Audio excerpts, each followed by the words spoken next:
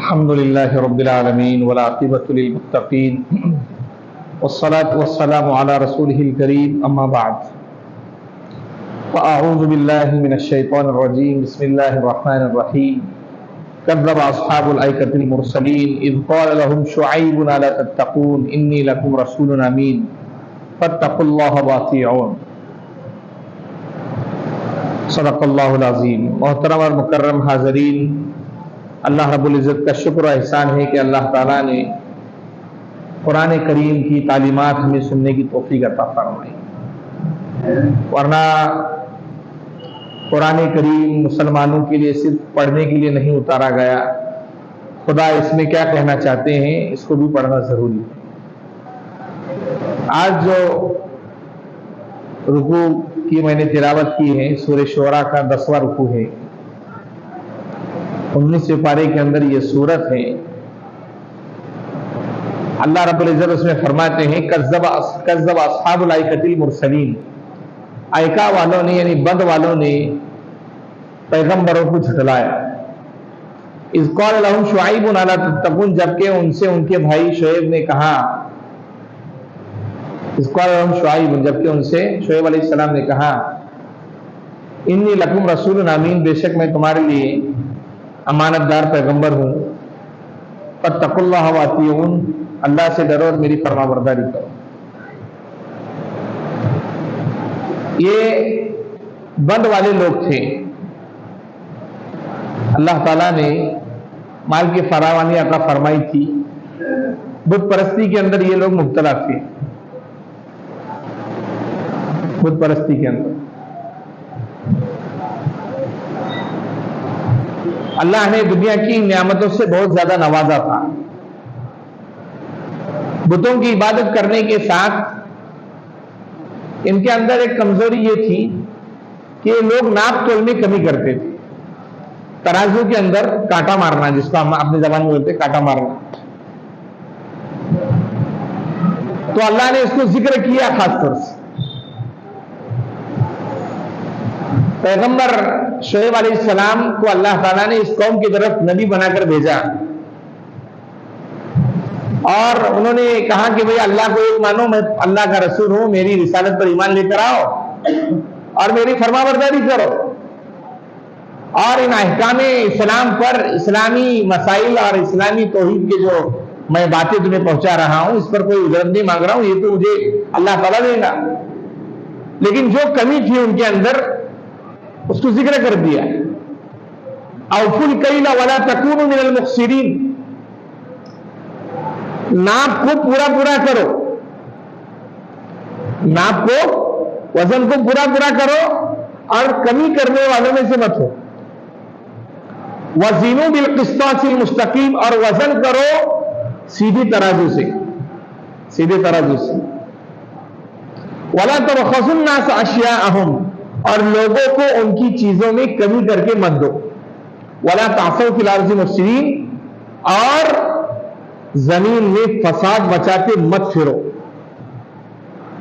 ये कुरान करीम की जो आयत है, ये उन लोगों के अंदर जो कमी थी, जो क्या करते थे, सबसे पहले कहा कि वजन को पूरा पूरा तोल कर दिया करो। आज हमारे मुसलमान क्या, जितने दुनिया के लोग हैं उनके अंदर आपको ऐसे मार्केट मिलेंगे, ऐसे दुकान मिलेंगे जहां पर लोगों की आदत है कि जब देते हैं तो ज्यादा बड़ा कर देते हैं। जैसे अगर कोई आदमी 100 रुपए के गेहूं लेकर लाने के लिए गया और 100 रुपए में 3 किलो गेहूं आ रहा है तो 3 किलो भी डालेगा और 10 ग्राम 20 ग्राम ज्यादा भी डाल देगा। और कुछ दुकान वो रहेंगे जहां पर कांटे के अंदर कमी बेशी की जाती है। आज तो मछलियों का जमाना है, मछली के अंदर कमी ज्यादती की जाती है। अब जो 1 किलो का वजन आ रहा है उसके अंदर क्या किया जा रहा है, 950 ग्राम दिया जा रहा है, 50 ग्राम कम।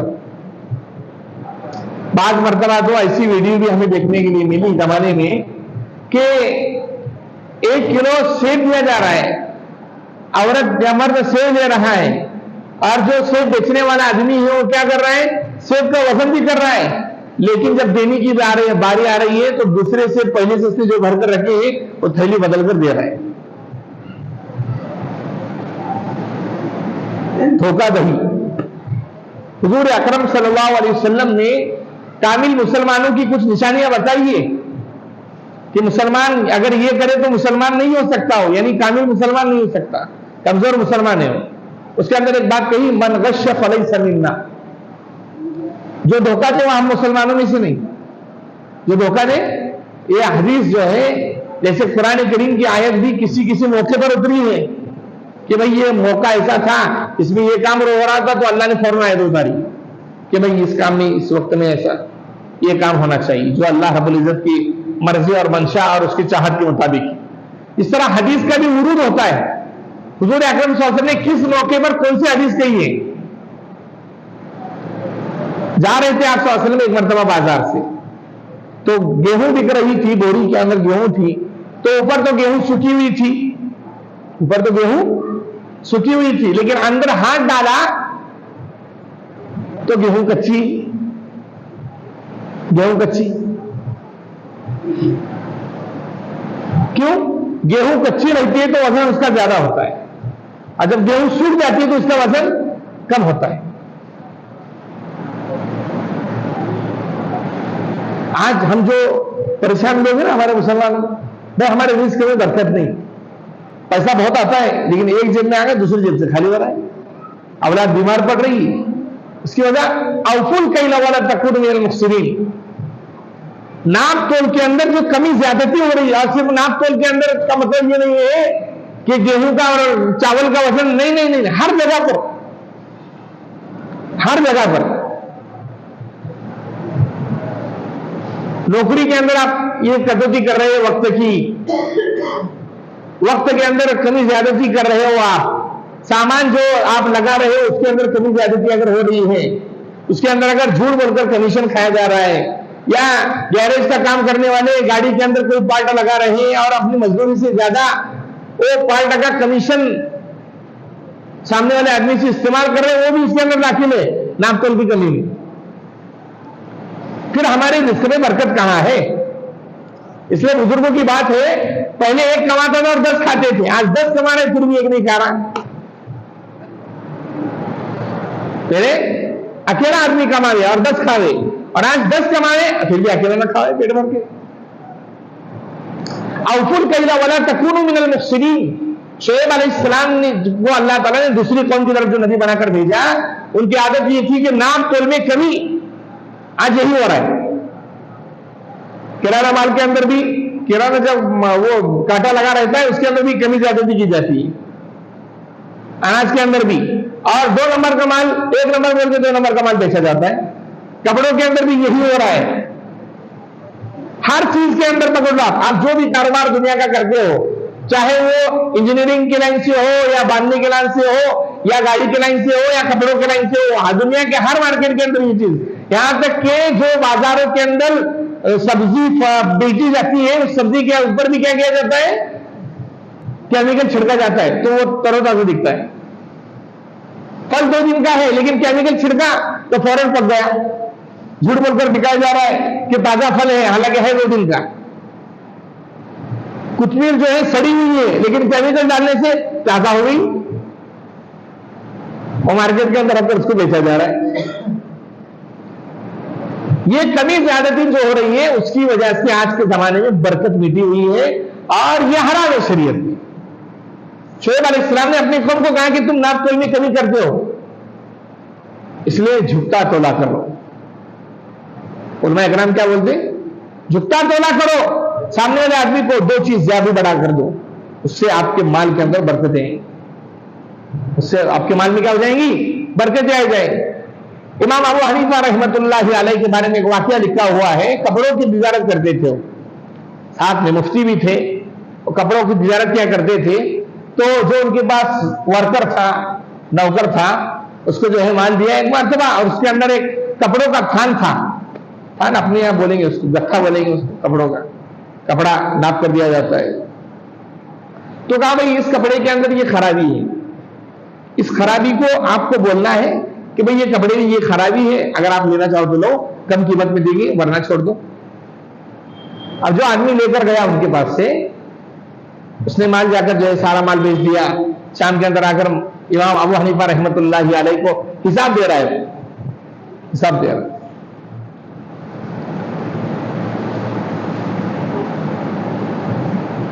तो इमाम साहब ने पूछा शाम में कि भाई वो जो सामान तुमने बेचा उसके अंदर एक थान था, कपड़ों का थान, और उसके बारे में मैंने कहा था कि उसके अंदर कुछ फटा हुआ कपड़ा है, उसको बोलकर, तो कहा मैं भूल गया।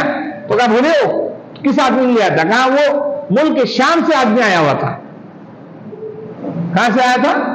मुल्क शाम से। इमाम अबू हनीफा रहमतुल्लाह अलैह का गांव कई 100 किलोमीटर दूर वहां से।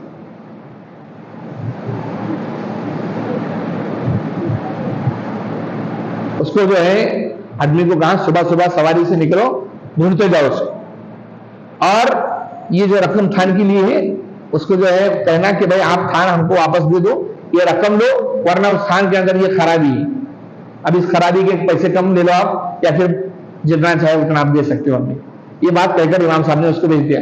अरे ये 2 दिन लगातार सफर कर रहा है, 2 दिन लगातार ऊंट पर बैठकर सवारी का सफर कर रहा है, खाने का खर्चा लग जा रहा है इसमें।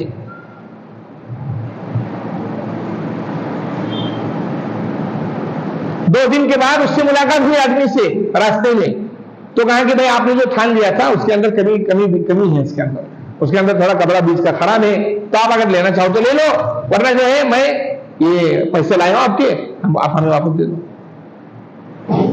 उस जगह किसने भेजा है? कहा इमाम अबू हनीफा रहमतुल्लाह अलैह ने भेजा है। कहा 2 दिन का सफर करके आए हो? कहा हाँ। तो कहा मुझे कलमा पढ़ा दो। वो कलमा पढ़कर मुसलमान, यहूदी था वो, कलमा पढ़कर मुसलमान होगा।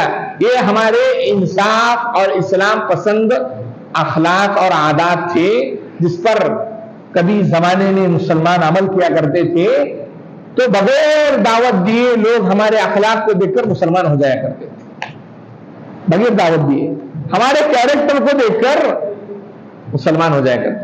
आज लंबी चौड़ी तकरीरें बयानात सब हो रहे, लेकिन फर्क नहीं पड़ रहा। क्यों? इस्लाम की एक तहजीब है, इस्लाम का एक कैरेक्टर है, इस्लाम का एक कल्चर है। अगर कोई मुसलमान उस कल्चर को अपनाता है, सिर्फ मुसलमान ही नहीं गैर लोग भी उस कल्चर के आशिक होकर उस आदमी के आशिक हो जाते हैं, उसके काम करने के लिए तैयार हो जाते हैं। क्यों? इसलिए कि इस्लाम की आदतें उसने अपना ली है। और यहूदी कलमा पढ़कर मुसलमान हो गया और उसने कहा कि नहीं आप ये पैसे लेकर जाओ, ये थान मैं रख लूंगा। ये है इंसाफ। वजन के अंदर नाप तोल में कमी नहीं होना चाहिए। सिर्फ नाप तोल की कमी का मतलब ये नहीं है कि आप बेचने की चीजों में, खाने की चीजों में नाप तोल में नहीं, हर जगह पर आ रहे, हर जगह पर जिस शोबे में आप काम कर रहे हो उस शोबे के अंदर भी अगर वक्त की कमी ज्यादती करते हो तो फिर वो पगार लेना हराम हो जाता है। आज हमारा मुसलमान क्या करता है? पूछता है कमीशन, कमीशन लेना तो जायज है, मसला भी हमने कहा है, दोबारा गोश्त गुजार करा देते हैं। कमीशन उस वक्त लेना जायज है जब मार्केट के अंदर जो माल बेचा जाता है वही माल जब आप ग्राहक लेकर जा रहे हो तो सामने वाला उसी कीमत के अंदर बेचे और अपनी तरफ से कमीशन अदा करे। क्या आपने उसको ग्राहक लाकर दिया, ये वो अपनी तरफ से कमीशन अदा करे वैसा, वरना आवाज मर्तबा जो मालक और सेठ होता है वो क्या करता है, ग्राहक के पास से तो सामान की तो वसूली पूरी कर रहा है और साथ में रकम बढ़ाकर कमीशन के पैसे भी ले रहा है और अपने तरफ से नहीं दे रहा, वो ग्राहक के पास से लेकर आपको दे रहा है।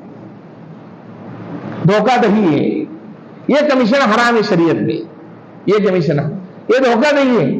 1 रुपया, याद रखिए, एक मसला है, हदीस हुजूर अकरम सल्लल्लाहु अलैहि वसल्लम की हदीस है, जिस माल में ज़कात का माल बाकी रह जाता है वो ज़कात का माल पूरे माल को बर्बाद कर देता है। भाई ज़कात का माल क्या है? इबादत है। भाई ज़कात का माल क्या है? इबादत है। अब आपने इबादत के माल को आप नहीं दे रहे तो आप जो हक है वो गरीबों को नहीं पहुंच रहा है तो बर्बाद हो जा रहा है। तो जो कमीशन आप हराम के नाम से खा रहे हो वो कमीशन आपके माल को बाकी रखेगा। गौर फरमाइए इस पर मैं जो कह रहा हूं। आज हमारा आदमी हर चीज में कमीशन खाने की सोच रहा है, हर चीज में कमीशन। गाड़ी का काम कर रहा है उसमें कमीशन, बांधकाम कर रहा है उसमें कमीशन, कपड़े बेच रहा है उसमें कमीशन, नई गाड़ी खरीद कर दे रहा है उसमें कमीशन। लेकिन कमीशन अगर हलाल तरीके से हो तो जायज है, लेकिन अगर लूट कर सामने वालों को धोखा देकर लिया जाए तो फिर शरीयत में मुकम्मल हराम। औफुल कैला वला तकूनु मिनल मुफसिदीन, वजन को पूरा पूरा तोला करो। शोएब अलैहिस्सलाम ने कौम को कहा, और उसमें कमी ना करो। जनाब मोहम्मद रसूलुल्लाह सल्लल्लाहु अलैहि वसल्लम का एक गुलाम था, माल गनीमत जंग की गई, उसके अंदर से माल आया मुसलमानों के हाथ में, तो हुजूर अकरम सल्लल्लाहु अलैहि वसल्लम ने सहाबा में तकसीम फरमाया। वो एक उनका जो गुलाम था, हुजूर का गुलाम था एक, वो जो है इंतकाल हो गया, इंतकाल हो गया। तो सहाबा ने कहा कि ये तो शहीद है गुलाम। तो हुजूर ने कहा कि नहीं, वो जहन्नम में चल रहा है। क्या कहा? भाई गुलाम किसका है? जनाब मोहम्मद रसूलुल्लाह सल्लल्लाहु अलैहि वसल्लम का गुलाम। वो कहाँ चल रहा है? जहन्नम में। तो फरमाया क्यों? इसलिए कि माली गनीमत में चादर आई हुई थी, उस चादर को उसने बगैर इजाजत के छीनकर इस्तेमाल करना शुरू कर दिया। उस चादर को, शाल को बगैर इजाजत के, मुसलमानों का हक था, उसको इस्तेमाल किया, तो अल्लाह ताला वो चादर को ओढ़ा कर उसको जहन्नम के अंदर आजाद दे रहे, जहन्नम के अंदर आजाद दे रहे। इसलिए एक गुना याद रखिए, मैं जो बोल रहा हूं, हज करने से माफ नहीं होता, उम्रा करने से माफ नहीं होता, तहज्जुद पढ़ने से माफ नहीं होता, फराइज के अदा करने से माफ नहीं होता, ज़कात के अदा करने से माफ नहीं होता। कौन सा गुनाह है वो गुनाह है बंदों के हुकूक। अगर बंदों का हक खाया है, माफ नहीं करेंगे अल्लाह, माफ नहीं करेंगे। इसलिए कल क़यामत के दिन हदीस में आता है, अगर किसी ने किसी मुसलमान आदमी की इंच बराबर जमीन ले ली, कितनी जमीन ले ली? 1 इंच बराबर, तो अल्लाह ताला उस मुसलमान आदमी के गले में, या उस आदमी के गले में जिसने जमीन हड़प ली थी दुनिया में, 7 जमीन नीचे तक उसको सड़ी से बांधेंगे, और उसका तोप फंदा जो है मुसलमान आदमी के, या जिस आदमी ने लिया था उसके गले में डालेंगे और बोलेंगे इसको खींच। अगर इसको खींच सकता है तो बच जाएगा, और अगर नहीं खींचा तो तेरा इंजाम जहन्नम। सोचिए, ये गुनाह नमाज पढ़ने से माफ नहीं होता, ना हज करने से, ना उम्रा करने से, ना आबे ज़मज़म के पीने से माफ होता है, ना माँ बाप की खिदमत करने से माफ होगा।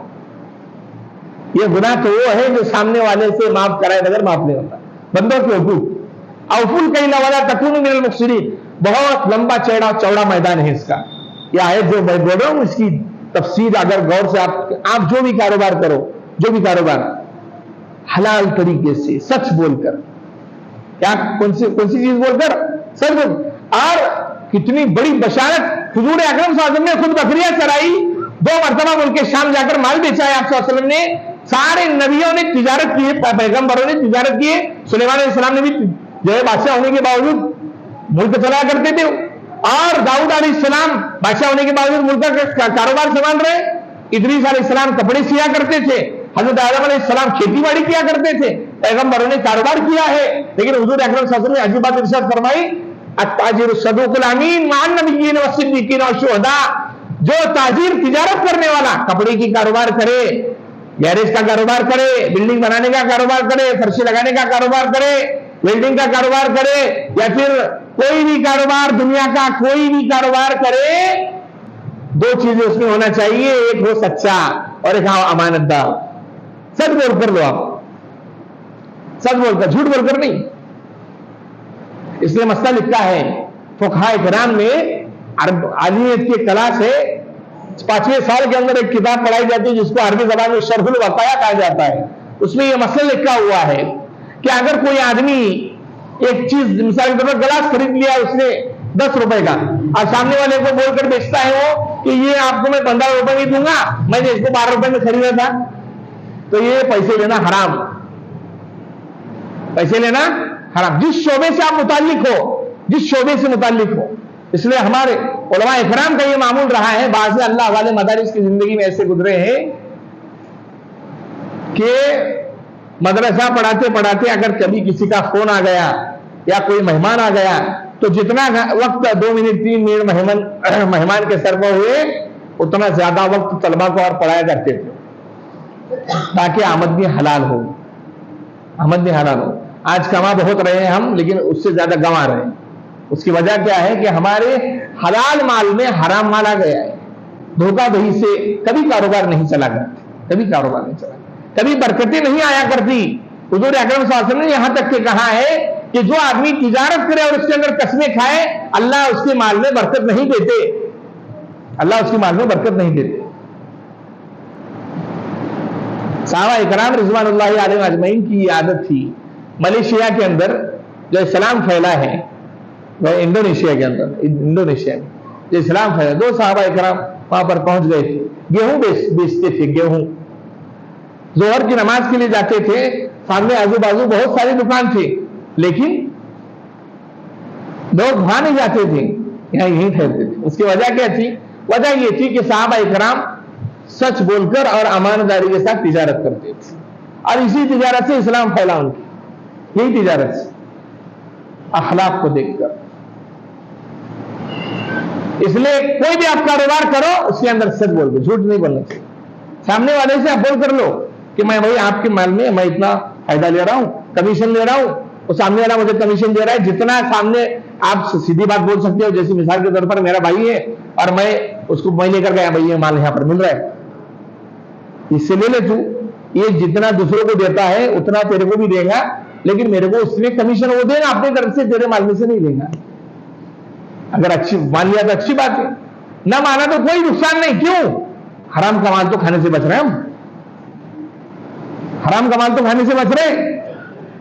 इसलिए हदीस में आता है, जिस जिस्म की परवरिश और जिस जिस्म की तरबियत हराम माल से हुई हो, वो जिस्म जन्नत में दाखिल नहीं हो सकता,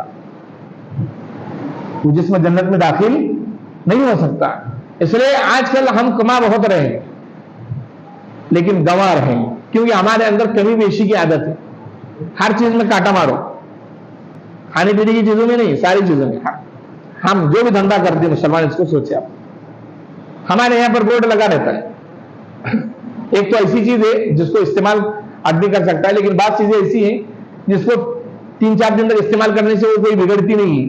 जैसे घड़ी है, घड़ी ऐसी चीज है हाथ में पहनने की घड़ी है। हाँ, मोबाइल बिगड़ सकता है, कपड़े बिगड़ सकते हैं, लेकिन मुसलमान की दुकान पर एक बार बिका हमारा वापस नहीं लेगा।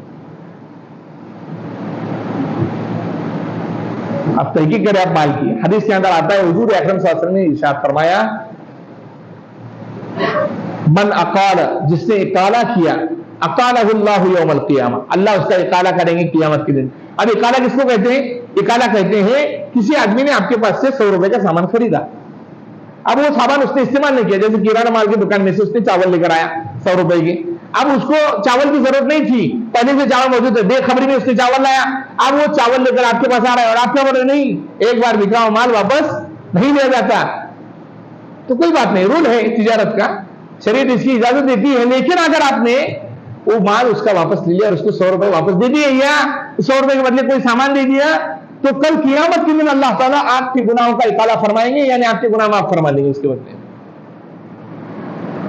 क्यों? अल्लाह ताला अपनी मखलूक से बहुत ज्यादा मोहब्बत फरमाते, इसलिए नाप तोल की कमी हर जगह पर है, सिर्फ खाने की चीजों में नहीं, कपड़ों की दुकान से लेकर इंजीनियर करते वक्त तक, और बड़ी बड़ी कंपनी में काम करने वाले जो लोग हैं उसके अंदर भी वो काटामारी करते हैं।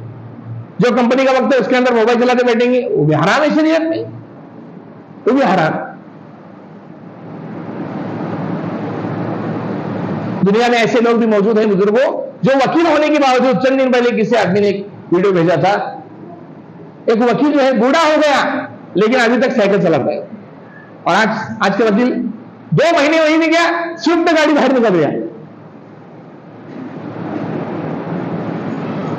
बूढ़ा जो है, तो एक दिन बनाकर भेजा कि इस वकील के बारे में मैंने सुना था कि वकील ने कभी हराम की कमाई अपने अंदर जाने नहीं दी, वकालत का पेशा करते हुए, इसलिए आज तक ये साइकिल पर है, आज तक ये साइकिल पर। आज भी दुनिया में ऐसे ईमानदार लोग मौजूद है, ईमानदार लोग। मुसलमान तो ईमानदार ही हो सकता है, जिसके अंदर ईमानदारी ना हो मुसलमान ही नहीं हो सकता हो। ईमानदारी बड़ी चीज है, ये हर जगह नहीं मिलती है। पहले के मुसलमान हजारों हजारों लाखों लाखों रुपए पढ़ते थे, जाकर उठाकर वापस दिया करते थे।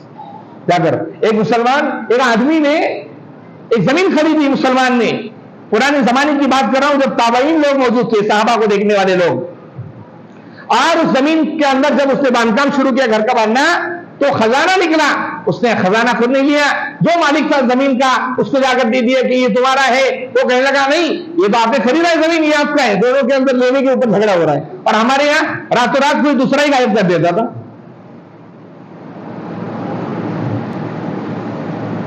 10 रुपए कम कमाओ लेकिन हलाल की कमाई ऐसी। इसलिए हमारे उस्ताद मौलाना फारूक मदीन दामद बरकातुहूम एक किताब है उर्दू जबान की, जिसको उर्दू जबान की गालिबन तीसरी किताब कहा जाता है, जो मदरसे के अंदर पढ़ने वाले इब्तिदाई बच्चों को पढ़ाई जाती है। उसके अंदर एक बात कही जाती है, शेर है इसके अंदर, मिले जो खुश्क रोटी आजाद रहकर, मिले जो खुश्क रोटी आजाद रहकर, तो वो खौफ और जिल्लत के हलवे से बेहतर, खौफ और जिल्लत के हलवे से बेहतर। आप रोटी खाओ, दाल चावल खाओ। देखो अल्लाह ने कुरान में ये कहा है, वमा मिन दाब्बतिन फिल अर्ज़ि इल्ला अलल्लाहि रिज़्क़ुहा, दुनिया में किसी को भूखा नहीं मारेंगे हम, ये अल्लाह ने कहा है। गारंटी दी अल्लाह ने, क्या किसी को भूखा मारने नहीं देंगे हम। हाँ, लेकिन दुनिया जन्नत नहीं मिलेगी आपके रास्ते। आप चाहेंगे कि मेरे को सोने के जो है प्लेट के अंदर और सोने की रिकाबी के अंदर वो खाना मिले, फिर जन्नत में जाओ, ये दुनिया नहीं है। इसके लिए जरूरत बकदरे जरूरत खाना मिलेगा आपको। हम दुनिया को जन्नत बनाने की फिक्र करेंगे तो नहीं मिलेगा।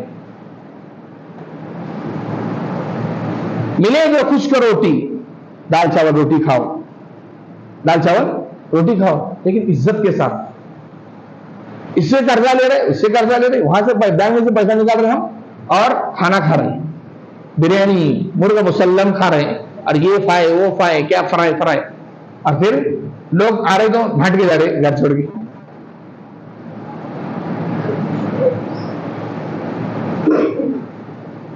मिले जो खुश्क रोटी आजाद रहकर, तो खौफ जिल्लत के हलवे से बेहतर। खौफ जिल्लत का हलवा खा के, जो टूटी हुई झोपड़ी में जरर हो, टूटी हुई झोपड़ी, आपका मकान टूटा हुआ है, पतरा लगा हुआ है, पानी पड़ता है, लेकिन आपका है, भली उस महल से जहां कुछ खतर हो, उस महल से अच्छी है जहां खतरा होता है। आदमी दौलत क्यों कमाता है? खुद के वास्ते, और ज्यादा दौलत कमाता है तो उसी की हिफाजत करते बैठता है। अजीब दुनिया है ये। इसलिए जिंदगी में कभी भी हराम की कमाई से अपने पेट नहीं पालना चाहिए। दाल रोटी खाओ। एक आदमी था, ये बात वाकया सुना कि मैं बात खत्म कर देता हूं, इसमें सब सारे में अक्सर सुना, जवान छोटे बच्चों को तो समझ में आने वाला वाकया है ही। उसने एक मालदार आदमी को कहा, हिंदुस्तान का भी बाकी है, अभी आजादी के दिनों का या उससे पहले का, एक सेठ पहले जमाने में नवाब और सेठ हुआ करते थे। तो वो खेती बाड़ी करने वाला आदमी था। उसने कहा भाई मैं रोजाना जो है बिरयानी खाता हूं, बिरयानी रोजाना खाता हूं। अब बनाई बिरयानी बहुत दिनों से है। सल्तनत मुगलिया और सल्तनत गौरी ने जो जो खाने बनाए वो हमारे जमाने में मिल ही नहीं सकते। 50 किस्म की तो दाल बना करती थी उनके महल के अंदर, 50 किस्म की। हमको सिर्फ एक ही 2-4 दाल मालूम है, बस हो गया। तो बिरयानी उस जमाने में भी ऐसा ही नहीं कि इस जमाने में। उसने कहा मैं रोजाना बिरयानी खाता हूं और हर महीने नई शादी करता हूं, हर महीने नई शादी करता हूं। शेठ हैरान हो गया, यार ये तो कमाल का आदमी है। तो कहा यार हमको घर पे बुलाओ दावत के लिए। तो कहा आओ फलाना दिन आपको आना है, आपकी 11 बजे आपको खाना मिलेगा। सेठ साहब पहुंच गए। अब एक किसान आदमी जो है खेत में काम करके आया था, हाथ भी धोया। हाँ सेठ साहब तशरीफ रखिए, 11 बजे क्या खाना बन रहा है? 11 बजे 12 हो गए। कहा लाओ यार खाना। तो कहां ठहरिए, अरे अच्छा बनने दो। 1 बज गया। परेशान हो गए, आप क्या खाओ क्या मैं खाऊं? तो कहा ठहरिए थोड़ा, अभी अच्छे से बना रहे उसको। 2 बज गए। फिर 2 बजे इसने दाल लाकर रख दी और रोटी के टुकड़े लाकर रख दिए, खाओ। खाया सेठ ने एकदम दबा के खाया।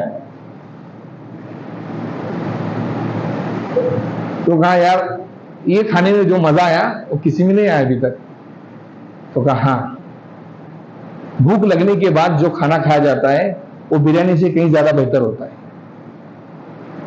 तो कहा नहीं शादी हर महीने में करते हो तुम? तो कहा हाँ, महीने में एक मरतबा हम बिस्तरी कर लेता हूं।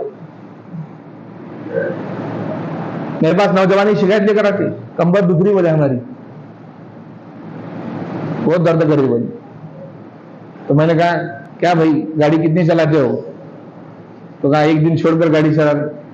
एक हकीम साहब के पास पुराने जमाने में हकीम हुआ करते थे, आजकल के डॉक्टर जैसे नहीं, वो तो बहुत ज्यादा माहिर हुआ करते। आदमी जाकर उनसे पूछा गाड़ी कितनी चलाए? कहा जिंदगी में एक मरतबा। तो कहा और करना है? तो कहा साल में एक मरतबा। कहा और करना है? तो कहा महीने में एक मरतबा। कहा और? कहा हफ्ते में एक मरतबा। कहा हफ्ते से कम? कहा मौत के लिए डबरा खोद लो, मौत के लिए डबरा। कल ही नौजवान आया था मेरे पास, मैंने कहा भाई गाड़ी चला रहे आप रोजाना एक दिन के बाद, तो कंबर दुखना है। हदीस पढ़ेंगे तो मालूम पड़ेगा कि हुजूर ने जवानी की लाइन से भी कितनी बातें इरशाद फरमाई। तो कहा मैं महीने में एक मरतबा अपनी जरूरत पूरी करता हूं, मुझे हर महीने में नई शादी का मजा हासिल होता है। और आज हमारा क्या है, सुबह में नाश्ता, बाहर गए तो पान टपरी पर, दोपहर में एक खाना, हार जाए और वजन बढ़ रहा है तो क्या करें हम? एक से एक दवा, एक से एक गोली चालू कर रहे हैं। हुजूर अकरम सल्लल्लाहु अलैहि वसल्लम के जमाने में एक बादशाह ने एक डॉक्टर भेजा मदीने के अंदर। वो डॉक्टर रहा, महीना भर रहा, परेशान हो गया, कोई आने को तैयार नहीं। दवा खाना ही खाली है, दवा खाना। आज के जमाने में क्या है, जो ये इसकी फैक्ट्री खोला है उसने कैंसर का दवाखाना खोला है कि यहां से जाना वहां से जाना पैसे। जिसने इसकी ये ना डालते वो चकट रहे सब हम, तो जिसने यही जो इसकी फैक्ट्री खोल के बैठा है उसी ने इसका दवाखाना खोल के बैठा है कि इधर ये खा के बर्बाद होगा तो इधर आएगा जरूर दवाखाना। तो परेशान हो गया कि कोई आने तैयार नहीं। तो हुजूर अकरम सल्लल्लाहु अलैहि वसल्लम ने फरमाया कि हमारे सहाबा इकराम बकदरे जरूरत खाना खाते हैं, बकदरे जरूरत खाते हैं, और हम बकदरे ख्वाहिश इतना खाओ कि नरडे के बाहर तक खाना है। इसलिए हदीस में आप ने फरमाया अपने पेट के 3 हिस्से करो, एक हिस्सा खाने के लिए, एक हिस्सा पानी के लिए और एक हिस्सा खाली। अगर इस हदीस पर अमल करेंगे बुजुर्गों, गारंटी के साथ बोलता हूं कोई शुगर आने, कोई ब्लड प्रेशर आने, कोई बीमारी पकड़ने वाली नहीं। तो बात चल रही थी हमारी वजन की कमी बेशी पर। इसलिए इस आयत का जो बड़ा नुक्ता है, औफुल कैल वला तकूनु मिनल मुक्सिरीन, हुजूर सल्लल्लाहु अलैहि वसल्लम का जो गुलाम था उसने चादर चोरी कर ली, बगैर पूछे उठा ली और मैदान जंग में शहीद हो गया, वो फिर भी जहन्नम में जल रहा है। आज हमारे जो भी कारोबार है उस पर निगाह डालें हम। अगर कभी खा लिया है किसका तो उसको फोन लगाकर माफी मांगी। पढ़ाई के जमाने में हमारा एक दोस्त था महमूदुल हसन बंगाली करके, उसने 17 रुपए दिए थे मेरे को पढ़ाई के जमाने में। तो और इतना नेक था कि हुजूर सल्लल्लाहु अलैहि वसल्लम की 2 मरतबा ज़ियारत हुई थी उसको, हम जब आलिम कोर्स से पढ़ते थे दूसरे साल में। तो 17 रुपए देकर चला गया। अब बंगाल, उसका फोन नंबर नहीं, कुछ नहीं। उस जमाने में छोटा मोबाइल आया हुआ था, वो जिसके पास छोटा मोबाइल वही बादशाह होता था उस जमाने में। तो मैंने उसकी तरफ से वो 17 रुपए सदके में डाल दिए कि भाई अल्लाह इसके सवाब पहुंचे। कल मैदान महशर में हमारी पकड़ नहीं होना चाहिए। दुनिया में जो कुछ है माफी तलाफी करके जिसका लिया है उसका देकर आदमी खाली होना चाहिए, वरना मरने के बुजुर्ग। आज दुनिया में ऐसे लोग भी हैं जो बुढ़ापे के वक्त रो धोकर चीजें वापस करना चाहते हैं, लेकिन औलाद नहीं दी थी, औलाद मिलने नहीं दी थी माँ बाप से। बूढ़े माँ बाप से मिलने क्यों नहीं दी थी? माँ बाप चाहते कि हम जो हमने गलत काम किया है उसकी भरपाई करें, लेकिन ऐसे वक्त में औलाद ये चाहती कि दौलत हमारे पास रहे। इसलिए जब तक हम जवान हैं, अगर किसी का हक खा लिया है कारोबार करते हुए, धंधा करते हुए, तो आदमी को इसमें माफी मांगने में और पैसा लौटाने में कोई शर्म महसूस नहीं करना चाहिए, क्योंकि हमारे ऊपर एक बोझ है वो, और कल कयामत के लिए इस बोझ को लेकर हम चल नहीं सकते। औफुल कैल वला तकूनु मिनल मुक्सिरीन व आखिरु दावाना अल्हम्दुलिल्लाहि रब्बिल आलमीन। सुन्नत पढ़ना। एक ऐलान ये है कि आज से मकतब के बच्चों को 25 तारीख तक छुट्टी रहेंगी, 26 तारीख से मकतब शुरू होगा और मकतब का सालाना जलसा 17 दिसंबर को होगा।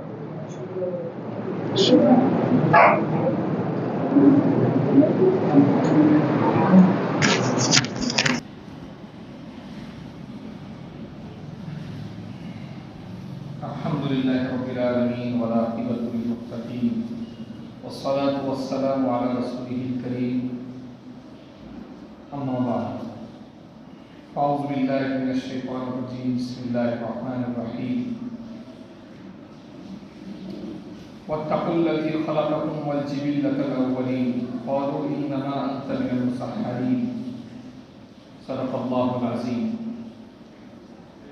मोहतरम और मुकर्रम हाज़रीन, गुज़िश्ता जुमा के अंदर हज़रत शुएब अलैहिस्सलाम की कौम जो खुद परस्ती में मुब्तला थी, एक दूसरी कौम की तरफ भी नबी बनाकर भेजा अल्लाह ताला ने शुएब अलैहिस्सलाम। तो ये दूसरी कौम जिनको आयका वाले कहा जाता है, यानी बंद वाले, हमारी ज़बान में उसको डैम बोलते हैं। डैम बोलते जैसे हमारा कराची शहर के अंदर कोयना डैम, पानी जमा किया और जहाँ पर रहता है तो वहाँ की ज़मीन हरियाली होती है। सांगली इलाके में तो पानी की कमी महसूस नहीं होगी आपको, और वो ये लोग करीब होकर देते हैं, बस ज़्यादा नहीं। उसकी वजह ये है कि यहाँ पर बंद बना, बंद कहते हैं डैम को, और डैम के रहने की वजह से सारे इलाके को पानी काफ़ी हो जाता है।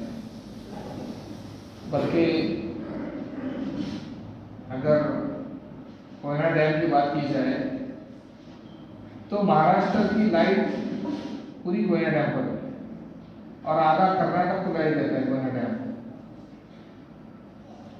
अगर लाइट इतनी दे रहा है तो फिर पानी की कमी कहाँ हो सकती है? ये अल्लाह की बड़ी नेमत है जो हम लोगों पर है। इसलिए जिन इलाकों में बहुत सारे दुष्काल है तो वहां पर जाकर कभी देख लेना पानी की कीमत क्या होगी, तो मालूम पड़े आपको। पुराने जमाने में हिंदुस्तान के अंदर ही कई कई हजार लोग पानी न मिलने की वजह से मर गए। हजारों लोग पानी का एक घूंट न मिलने की वजह से। जमात की जमात भटक गई, रास्ता चूक गई, भूल गई, और ऐसे जंगलात में जा पहुंचे जहां पर पानी का नाम निशान नहीं था। और आज देखिए अल्लाह ताला ने इतनी फरावानी दी है कि हमारे अल्हम्दुलिल्लाह इलाके में पानी भी है, और साइंस की तरक्की अल्लाह ने इतनी दी कि आदमी जहाँ पर बोरिंग पाड़ेगा पानी निकल आता है। नेमत है अल्लाह ताला ने। तो ऐसे ही अल्लाह ताला ने शुएब अलैहिस्सलाम को दूसरी कौम की तरफ जो नबी बनाकर भेजा, उनको कहा बंद वाले, यानी डैम वाले। जब डैम होता है तो पानी होगा, यानी आपको जितनी मिकदार में पानी लगेगा आप डैम खोलेंगे पानी शुरू हो जाएगा। अभी हमारे यहाँ पर 4-5 दिन पानी नहीं था, हालत हमारी क्या हो गई? हाँ, ऊपर से नीचे हो गई थी हमारी हालत कि भाई वो पानी बचा कर रखो, और फिर डैम का पानी आ गया तो सारे घुसा गए। तो ये बड़ी नियामत है अल्लाह ताला है, खेती भी इससे उगती है, अनाज भी उगता है। वही हालत वो कौन की थी जिनकी तरफ शुएब अलैहिस्सलाम भेजे गए दूसरी मरतबा, समझाया उनको। और एक कवि जो थी गुज़िश्ता जुमा में हमने बयान की थी कि भाई ये नागफल में कांटा मारते थे वजन करने में, तो उसकी नहुसत बहुत खतरनाक होती है। क्योंकि देखो, एक तो है हलाल कमाल, एक तो है हराम कमाल। हराम का अगर 1 रुपया भी आप खाते हैं तो आपके वो पूरे 99 रुपए हलाल को बर्बाद कर देता है। 99 रुपीज़ को बर्बाद करने वाला एक हराम का रुपया। जैसे अगर उसकी सादी मिसाल आप समझ सकते हैं, आपने घर में दूध लाया 1 लीटर और उसके अंदर नींबू का एक रस जो है, एक कतरा रस डाल दिया नींबू का, तो दूध की हालत क्या हो जाएगी बताइए आप? वो तो इस्तेमाल के लायक नहीं होगा, और इससे चाय तो नहीं बना सकता है आदमी दूध फूटने के बाद, न पी सकता है उसको डायरेक्ट। तो ऐसे ही हालत होती है हराम की बात की। तो शुएब अलैहिस्सलाम की जो कौम थी, उनकी ये दूसरी जो कौम थी जिनकी तरफ अल्लाह ने नबी बनाकर भेजा, कांटा मारने की हालत थी। तो समझाया उन्होंने, लेकिन मानी नहीं। फिर शुएब अलैहिस्सलाम ने कहा, डरो उस परवरदिगार से जिसने तुमको पैदा किया और तुमसे पिछली जो लोग थे उनको भी पैदा किया। अल्लाह ताला ने सारे इंसानों को पैदा किया है। आज तक कोई साइंसदान ये नहीं कह सकता है, और कहने वाला भी आदमी मौजूद नहीं है। डार्विन ने 1800 ईस्वी के अंदर ये जो है नजरिया पेश किया था कि पहले इंसान बंदर था, फिर इंसान बन गया, तो इंसान जाएगी। आने वाले साइंसदान ने कहा कि खत्म हो गया, ये ऐसा हो नहीं सकता है, ये गलत नजरिया है। क्योंकि दुनिया का एक निज़ाम है, जमीन से ज्यादा अल्लाह ताला ने सैयारे कितने ऊपर रखे आप देखिए। जमीन की मिकदार से बड़े वो सैयारे हैं, जमीन से 12 लाख बड़ा गुना सूरज है। कितने लाख बड़ा गुना है? 12 लाख, एक गुना नहीं, 12 लाख जितनी पृथ्वी है, पृथ्वी जिसको बोलते हैं आप, 12 लाख अगर ऐसी बनाएंगे आप तो एक सूरज बनता है। और सूरज से बड़े और सैयारे आसमान के ऊपर मरीख है, जोहरा है, नाम ही है सितारों का। साइंसदानों की बात मालूम है। तो अल्लाह ताला ने शोएब अलैहिस्सलाम के ज़माने की एक बात कही कि हमने तुमको भी पैदा किया और तुमसे पिछले लोगों को भी पैदा किया। तो लोग थे वो, और जिसको मानना नहीं होता है वो कोई भी वजह निकाल देता है कि मुझे काम करना नहीं। तो कहने लगे कौल तमाम कलीम मुस्ताहरी, आप तो ऐसे आदमी हो जिन पर लगता है जादू हुआ है। जैसे हमारे ज़माने में बोलते फिर कोई आदमी बहुत खामोश बैठा हुआ है, भाई कुछ असर हुआ है तेरे पर? क्या असर हुआ है? जिन चढ़ गया है इस पर। तो कहने लगे आपको जादू क्या हुआ है, इसलिए आप बहकी बातें कर रहे हो। और फिर कहने लगे वमा अंत इल्ला बशरुम मिस्लुना व इन नज़ुन्नुका लमिनल काज़िबीन, आप तो हमारे जैसे इंसान हो, हमारे जैसे इंसान हो, और हम तो आपको झूठों में से समझते हैं। देखिए नबी को कह रहे, पहली बात तो कही कि आप हमारे जैसे इंसान हो। जितने पैगंबर आए सब इंसान थे, लेकिन इंसान भी है लेकिन आम इंसानों की तरह नहीं। बशरुल्लाह कल बशर कल याकूती बैनल हजर, कल याकूती बैनल हजर अरबी जबान का एक शेर है। बशरुल्लाह कल बशर, हुजूर अकरम सल्लल्लाहु अलैहि वसल्लम की तारीफ में कहा वो इंसान तो है लेकिन आम इंसानों की जैसे नहीं। जैसे हीरा होता है आम पत्थरों में, हीरा क्या होता है? कोई अलग चीज, वो तो पत्थर होता है। हीरा, हीरा किसका नाम है? एक पत्थर होता है, चमकता हुआ पत्थर, लेकिन उसकी कीमत अरबों खरबों रुपए में लग जाती है। अरे जो हमने मस्जिद में लगाया पत्थर या हमारे घर के अंदर लगाया है, वो पत्थर की कीमत क्या है भाई? 15 रुपए में एक ईंट आ रही है। अगर उतना बड़ा हीरा हो तो पूरी दुनिया खरीद ले, कोई आदमी पूरी दुनिया खरीद ले। तो हुजूर अकरम सल्लल्लाहु अलैहि वसल्लम इंसान है लेकिन आम इंसानों की जैसे नहीं। क्यों नहीं? अल्लाह ने खास मकाम अता फरमाया, इसलिए इंसान की कैटेगरी में फर्क होता है। हर एक आदमी को एक झाड़ू से नहीं झाड़ा जाता। इसलिए हुजूर अकरम सल्लल्लाहु अलैहि वसल्लम ने हदीस में इरशाद फरमाया अंज़िलुन नास मनाज़िलहुम, लोगों को उनके कैटेगरी और दर्जे के एतबार से उनका इकराम किया करो। जैसे हमारा कोई आम दोस्त आ जाएगा, हम बैठ पड़ेंगे, कोई खास दोस्त आएगा उसके लिए खास इंतजाम होगा, कोई खास आदमी आएगा हमारे उसके लिए खास इंतजाम होगा। तो अंज़िलुन नास मनाज़िलहुम वत्तकुल्लज़ी खलक़कुम वल जिबिल्लतल अव्वलीन, कहने लगे कि भाई आप तो हमारे जैसे इंसान हो, पहले लोगों ने यही गिरती की। भाई इंसान तो थे लेकिन अल्लाह के मुंतखब और चुनिंदा इंसान थे। कैसे इंसान थे? चुनिंदा, अल्लाह ने उनको चुन लिया था पैगंबर। कह रहे कि हमारे जैसे इंसान, और झूठा समझते हैं। फिर क्या कहने लगे? फास्कित अलैना किसफम मिनस समा इन कुंत मिनस सादिकीन, अगर आप सच्चे हो तो आसमान का एक टुकड़ा हम पर गिराओ। अब अल्लाह ताला ने क्या आज़ाब भेजा उन पर? अल्लाह ने ये आज़ाब भेजा कि आसमान से बारिश आना बंद हो गई। अब गर्मी इतनी होने लगी कि घरों में बैठना भी मुश्किल हो गया उन लोगों के लिए, घरों में बैठना भी मुश्किल हो गया। देखो जब अल्लाह ताला की पकड़ आती है ना, फिर कोई भी इंसान हो, कोई भी इंसान और कैसा भी हो, वैसा भी हो, फिर उसको बच नहीं पाता है, क्योंकि उसकी पकड़ सख्त है।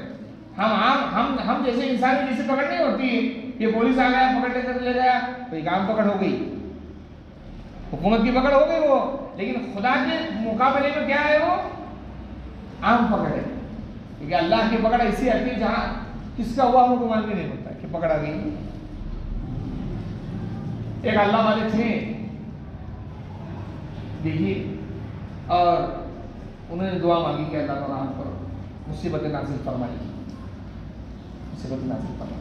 कभी भूल कर भी नहीं मांगना ऐसी दुआ, कभी भूल कर भी, भाई अल्लाह को चैलेंज नहीं कर सकता कोई आदमी, चैलेंज उसको चैलेंज तो कोई कर ही नहीं सकता। और जिन्होंने किया उस जमीन के अंदर दफन है आज। फिरौन, हामान, कारून चैलेंज करने वाले लोग, और जितने लोग किए सब चले गए, मानो मिट्टी के नीचे दब चुके हैं। आज उनको कोई पूछने वाला नहीं, पहचानने वाला नहीं, पूछने की दोबारा पहचानने वाला नहीं। तो उन्हें दुआ मांगी और अब मुसीबतें नासिल हो गई, उन पर परेशानी, बीमारी चढ़ गई। अब ऐसी बीमारी चढ़ गई कि हर वक्त आवाज की आवाज निकल रही, दर्द की आवाज हो रही। दूसरे अल्लाह वाले चले गए उसे मिलने के लिए, तो कहा कि भाई आप क्यों चिल्ला रहे हो, तुमने खुद तो मांगा है मुसीबत, मुसीबत तुमने खुद मांगी और आप चिल्लाते हो, तुम्हारी गलती है, तुमने खुद मुसीबत मांगी है अल्लाह। इसलिए अल्लाह से हुजूर अकरम सल्लल्लाहु अलैहि वसल्लम ने हदीस में इरशाद फरमाया, इस्लाम लाने के बाद सबसे बड़ी नियामत आफियत। क्या है? आफियत। आदमी, इसलिए हम तो हमेशा नमाज में दुआ मांगते हैं, अल्लाह ताला दुनिया और आखिरत में आफियत वाली जिंदगी दे। आफियत का मतलब क्या है? आफियत का मतलब ये है कि आपको कोई बीमारी ना हो। बहुत बड़ा एक आदमी मालदार है, बहुत बड़ा। हज़रत मौलाना ज़ुल्फ़िकार नक्शबंदी दामत बरकतुहू आलिया ने एक अजीब वाक़या लिखा है, चंद दिनों पहले का ये वाक़या है। एक मालदार सेठ जिसके घरों पर हजारों नौकर थे, काम काज करने वाले लोग मौजूद थे और गाड़ियां थी उसके पास, इसी कमरा था, बाहर मुल्क की बात है ये, लेकिन उसको रात में नींद नहीं आती थी, रात में नींद नहीं आती। अरे भिखारी जो है उसके गेट के बाजू में आकर रात में सो गया, ठंडी का मौसम, चादर ओढ़ने के लिए कोई उसके पास, लेकिन नींद गहरी लगी हुई। सुबह में सेठ उठा, गुसल करा और जब जाने लगा तो गाड़ी जैसे बाहर निकली गेट से, तो देखा तो कहा इतनी खुशनसीब जिंदगी थी। क्या कहने लगा? इतनी खुशनसीब जिंदगी है ये। इसलिए हमारे उस्ताद मौलाना अब्दुल फलाई रहमतुल्लाह अलैह कहते थे, भाई हमें तो नींद आराम से आ जाती है रात में। क्यों आ जाती है? क्योंकि हम पर कोई ऐसी ये नहीं है कि हमने दुनिया वालों को बर्बाद किया हो या हमने किसी का कोई गुनाह मोल लिया। सुकून की जिंदगी, बीमारी कोई बीमारी नहीं। सेठ ने नौकर हुक्म दिया, जाओ फौरन मेरे कमरे में से जो मेरी चादर है ओढ़ने वो लेकर आओ, 1000 रुपये वाली चादर। अब लाकर जब फकीर के आंख पर डाली तो फौरन बेहतर हो गया हो। तो कहा सेठ साहब ये चादर को संभाल के मैं ना फिरूंगा, लेकर जाओ तुम, मेरे को यही अच्छी जिंदगी।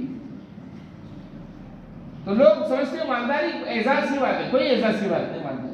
अगर मालदारी एजाज की बात होती तो फिरौन को अल्लाह दौलत क्यों देते? सोचिए आप, हमारे को दौलत क्यों देते? कारून को दौलत नहीं देते अल्लाह ताला दौलत, क्योंकि मालदारी कोई इज्जत का जरिया नहीं है।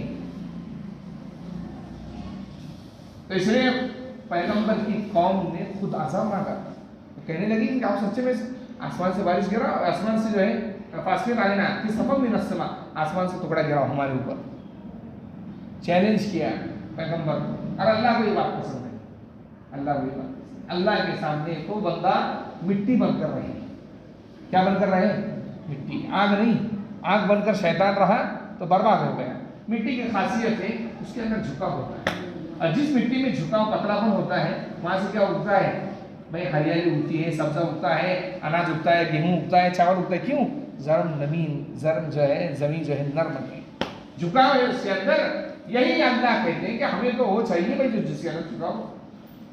फस्ल आलेना किसम मिनस समा गिराइए, तो अल्लाह ने पानी बंद कर दिया। गर्मी इतनी पड़ गई कि घरों के अंदर रहना भी मुश्किल हो गया, बाहर निकल रहे तो गर्मी पड़ी हुई, कड़ाकी की गर्मी पड़ी हुई, पानी पी रहे तो चैन नसीब नहीं हो रहा है। तो अचानक अल्लाह ताला ने एक बादल भेजा। शुएब अलैहिस्सलाम ने कहा, रब्बी आलम बिमा तामलून, तुम जो कुछ काम कर रहे हो वो बारे में मेरा परवरदिगार इसको जानता है और बखूबी जानता है। फकद्दबूहु फअख़ज़हुम अज़ाबु यौमिज़ ज़ुल्ला, साहिबान के अज़ाब में उनको आकर पकड़ा जब उन्होंने झुठलाया। इन्नहु कान अज़ाब यौमिन अज़ीम, खतरनाक बड़े दिन का खतरनाक अज़ाब था। क्या अज़ाब था?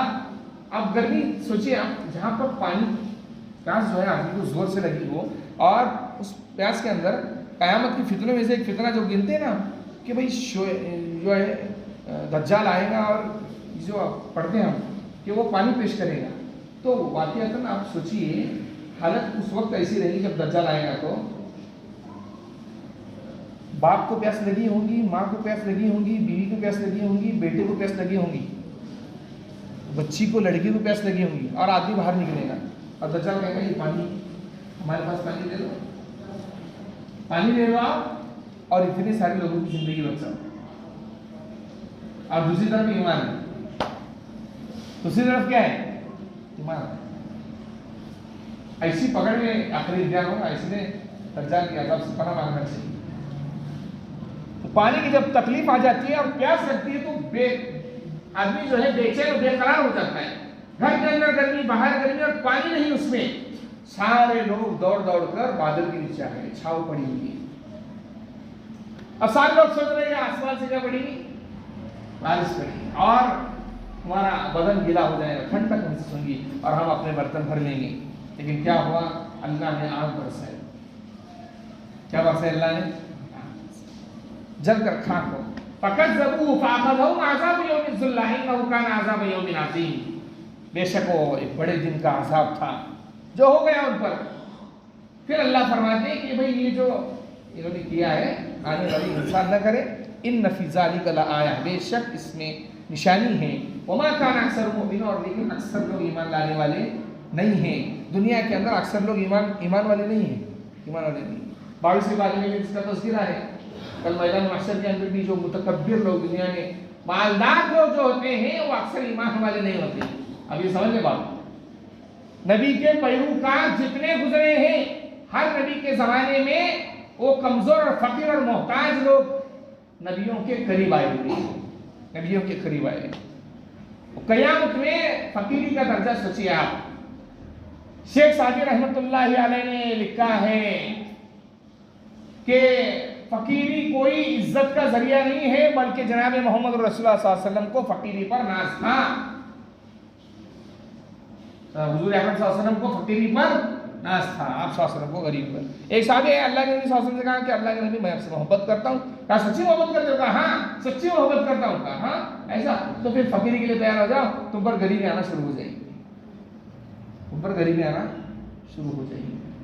तो इसलिए इस कुरान की इस रुकू के अंदर हमें ये इबरत का सामान मिलता है कि बुत परस्ती को अपने दिल से निकाल दे। इस दिल के अंदर जो है अल्लाह की मोहब्बत आना चाहिए, दिल के अंदर अल्लाह की मोहब्बत आना चाहिए।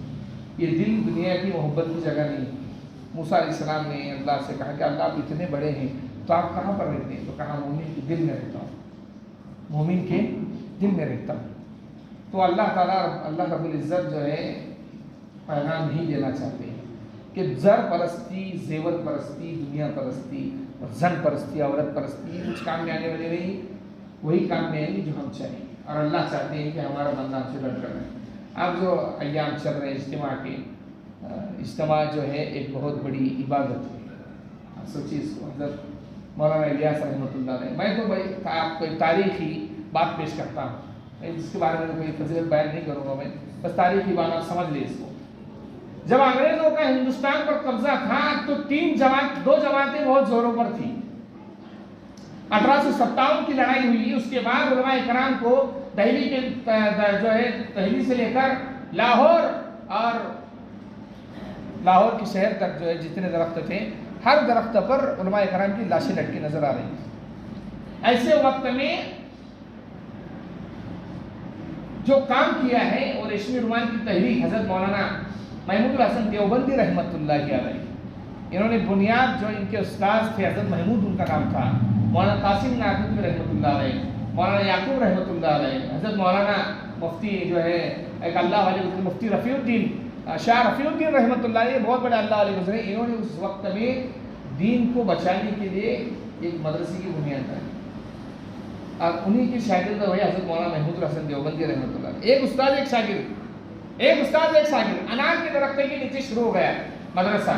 और फिर मौलाना महमूद हसन देवबंदी रहमतुल्लाह अलैह के शागिर्दों में जो उलमा तैयार हुए, उनमें एक आलिम तैयार हुए मौलाना इलियास रहमतुल्लाह अलैह, और दूसरे आलिम तैयार हुए मौलाना हुसैन अहमद मदनी रहमतुल्लाह अलैह। मौलाना हुसैन अहमद मदनी रहमतुल्लाह अलैह ने सियासत का रुख संभाला। सियासत उस जमाने में जरूरी थी, इसलिए कि हिंदुस्तान के ऊपर जो है अंग्रेजों ने दीन को बर्बाद करने का, इस्लाम को मिटाने की बेहद दर्जा साजिश रची हुई। और मौलाना इलियास रहमतुल्लाह अलैह दावत तबलीग का काम किया। इतनी मोहब्बत कितनी थी देखो उलमाए कराम में। अल्लाह हमको इसी मोहब्बत अता फरमाए, उम्मत का जोड़ अता फरमाए। हज़रत मौलाना इलियास रहमतुल्लाह अलैह का एक जगह जलसा था मगरिब की नमाज के बाद, और उसी जगह पर एक सियासत का जलसा था हज़रत मौलाना हुसैन अहमद मदनी रहमतुल्लाह अलैह। आज जो जमीयत उलमा हिंद जिसको कहते हैं हम, जमीयत उलमा हिंद का बहुत बड़ा किरदार रहा है। उसका पहले नाम जमीयतुल अंसार था। और मौलाना इलियास रहमतुल्लाह अलैह ने वो काम पहले तो उन्होंने मकतब पढ़ाया। असलन इनका गांव है मुजफ्फरनगर। मौलाना इलियास रहमतुल्लाह अलैह का असलन गांव मुजफ्फरनगर है, और इनके वालिद साहब का नाम है इस्माइल, मौलाना इस्माइल रहमतुल्लाह अलैह। नरम मिजाज आदमी थे।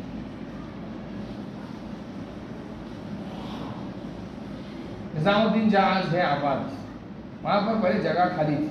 वहाँ एक वली रहते थे मरहूम बख्श इलाही रहमतुल्लाह अलैह। उन्होंने अपनी बेटी जो है हज़रत मौलाना इलियास रहमतुल्लाह अलैह की जो बड़े भाई थे मौलाना मोहम्मद रहमतुल्लाह अलैह, उनका जब इंतकाल यानी उनकी वालिदा का इंतकाल हुआ तो दूसरी औरत से शादी किया तो उनसे 2 लड़के पैदा हुए। एक मौलाना इलियास, दूसरा मेरे को नाम ध्यान में नहीं आ रहा।